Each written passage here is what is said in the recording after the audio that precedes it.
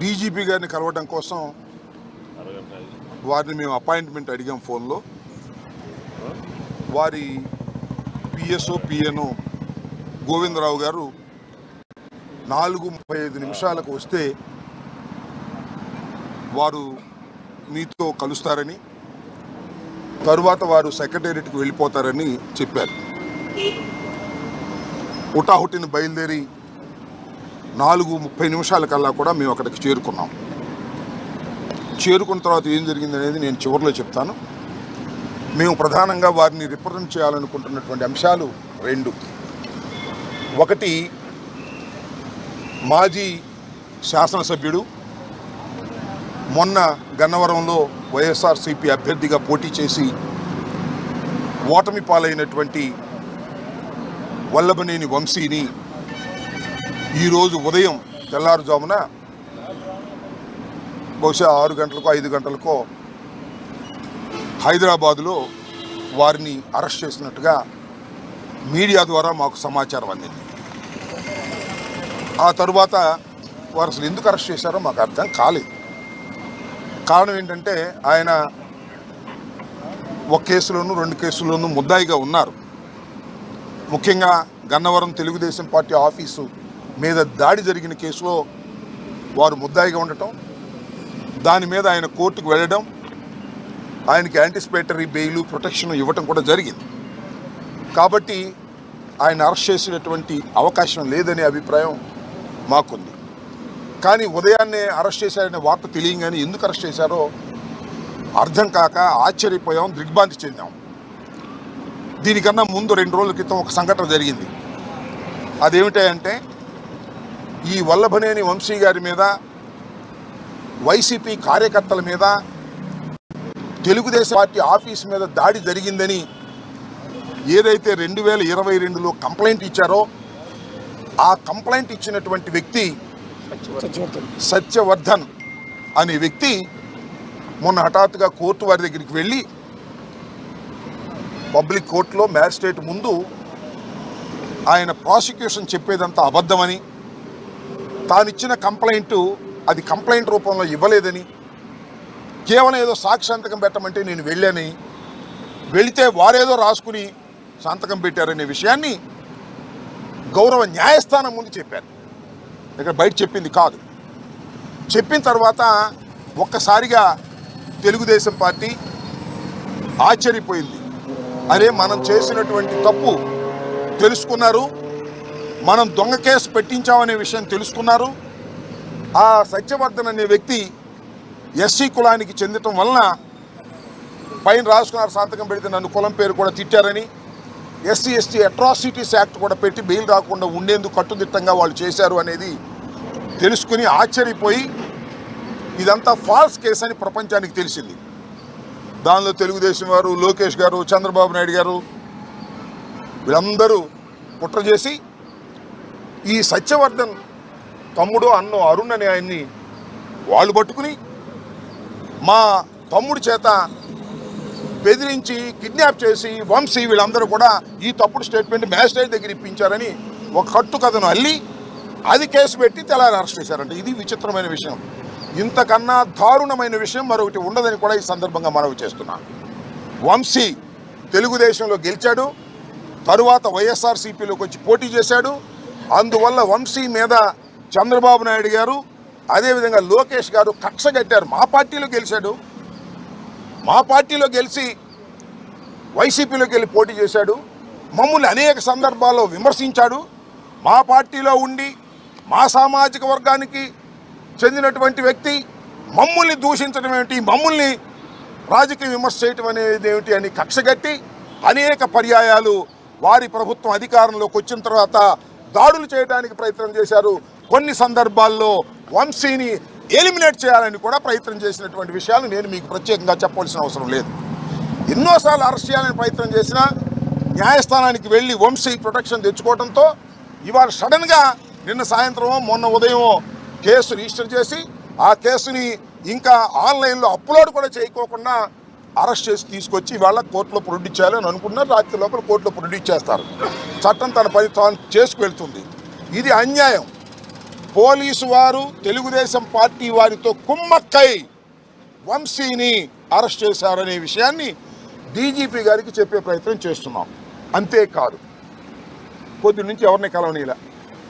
వారి సతీమణి వెళ్తుంటే ఆమెను అడ్డగించారు, ఆమెను వెళ్ళనీయలేదు.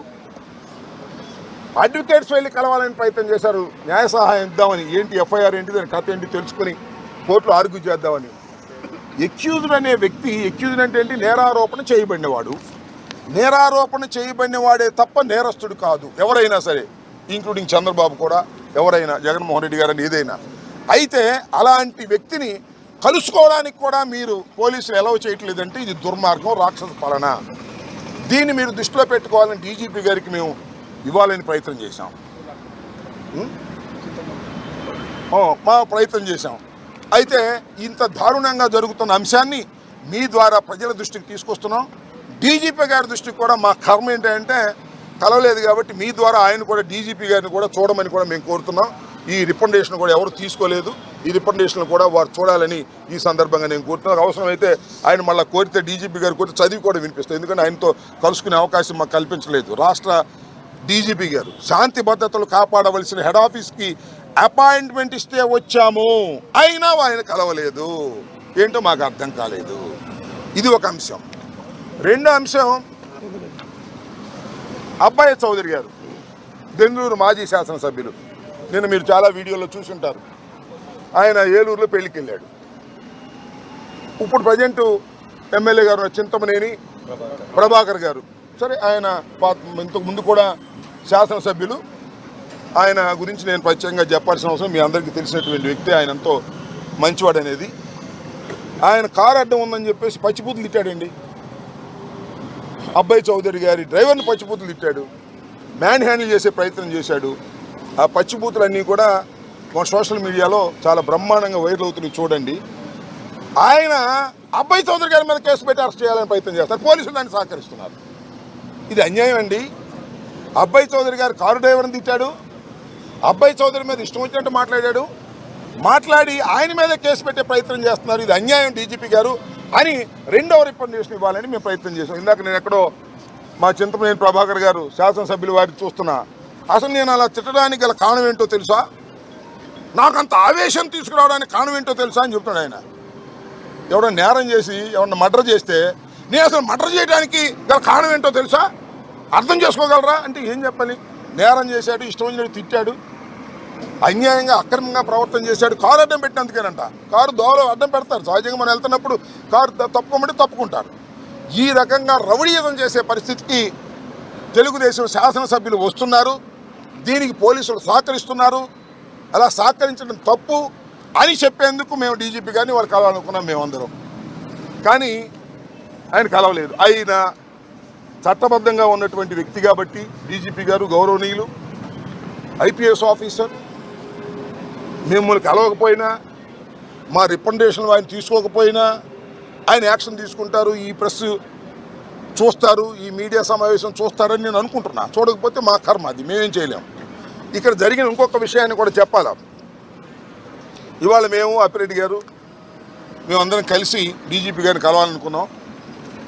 డీజీపీ గారిని కలవాలనుకుని డీజీపీ గారి దగ్గర పిఎస్ గానో పిఏ గానో పనిచేస్తున్న గోవిందరావు గారికి ఫోన్ చేశాం. ఫోన్ చేస్తే ఇందాక నేను చెప్పినట్టుగా 4:35కి లోపు మీరు వస్తే ఆయన కలుస్తారు అన్నాం. మేము 4:30కి వచ్చి కూర్చున్నాం. పైన డీజీపీ గారు ఉన్నారు. అరగంట కూర్చున్న తర్వాత డీజీపీ గారు వెళ్ళిపోయారని చెప్పారు. వెళ్ళిపోయారని చెప్తే సరే వెళ్ళిపోతే మేము ఏం చేయాలి, ఈ రికమెండేషన్ ఎవరికైనా ఇస్తామా అంటే ఎవరు తీసుకోలేదే, ఎవరు తీసుకోమన్నారు.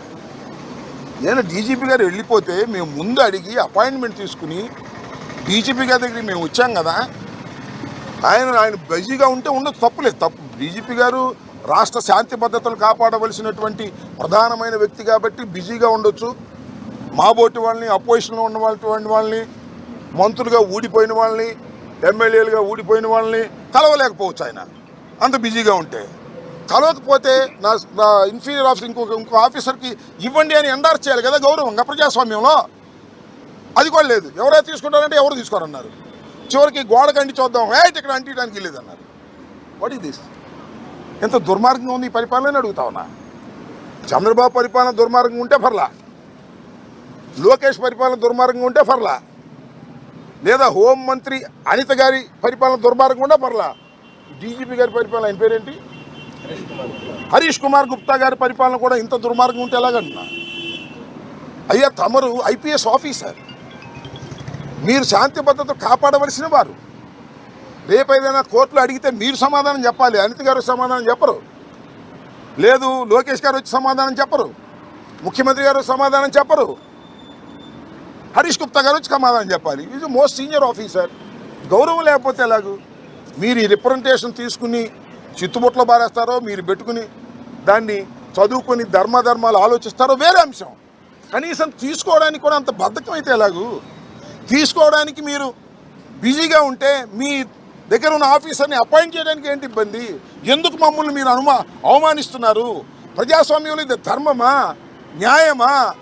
ఆలోచించబోయి మనవి చేస్తున్నాం. కాబట్టి ఇలాంటి దుర్మార్గమైనటువంటి పరిపాలన పోలీస్ యంత్రాంగం చేయటం చాలా బాధాకరం. ఇవాళ కూడా నేను మనవి చేస్తున్న హరీష్ గుప్తా గారిని, the senior most IPS officer, DGP, ఇప్పటికైనా ఈ రికమెండేషన్లు మీరు ఎవరైనా పంపించి తీసుకోండి, లేకపోతే మళ్ళా వచ్చి ఇవ్వమంటే మళ్ళీ ఇస్తాం. Take immediate action. ఇవాళ వంశీని ఉదయం 6 గంటలకు అరెస్ట్ చేసి ఇవాళ రాత్రి లోపల మీరు వితిన్ 24 అవర్స్ లోపల మీరు హాజరుపరచాలి. హాజరుపరచకపోతే అది మీరు చట్ట వ్యతిరేకమైన కార్యకలాపాల కిందకు వస్తుంది. అసలు ఫాల్స్ కేసులు పెట్టి మీరు చంద్రబాబు నాయుడు, లోకేష్ గారు చెప్పినట్టుగా ప్రవర్తించడం పోలీసు యంత్రాంగానికి సరైనటువంటి విధానం కాదు అని చెప్పి వెళదామని వచ్చాం. ఇది జరిగిన విషయం. చూద్దాం, tomorrow will take decision. First of all he has to take representations. That is the duty of the police officer. If he is busy, he is appoint another person to take this. We are all politicians. One is an MLC. He is also an MLC. He is an ex-MLA. I am an ex-minister. What is this? This is a democracy. We came to the police headquarters with the appointment. With the appointment, I am pressing it. With the appointment we came here. But nobody is carrying it. What is this? అంటే నేను అనేది ఏంటంటే, police head క్వార్టర్లోనే ఇంత దారుణంగా ఉంటే ఇంకా చిన్న police station ఏముంటుంది చెప్పండి? This head quarter of the state. This is the situation in Andhra Pradesh. ఇది ఉన్న వాస్తవం. ఇదే విషయాన్ని చెప్తున్నాం. వంశీ మీద కుట్ర చేసి కేసులు పెడుతున్నారు. మీకు రాజకీయ కక్ష ఉంది వంశీ మీద.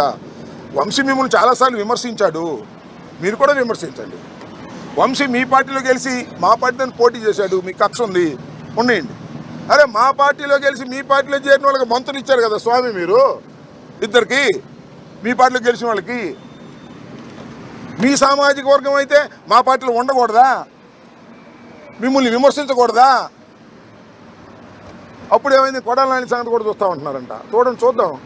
ప్రజాస్వామ్యంలో అన్నీ నోట్ చేసుకునే ఉంటారు, అన్ని బాకీలు తీరుస్తారని కూడా నేను మనవి చేస్తున్నా. చాలా దుర్మార్గంగా వ్యవహరిస్తున్నారు పోలీస్ యంత్రాంగం. ఇప్పటికైనా సరి చేసుకోవాలని డీజీపీ గారు హరీష్ గుప్తా గారిని మీ మీడియా ద్వారా నేను I'm requesting them. Thank you.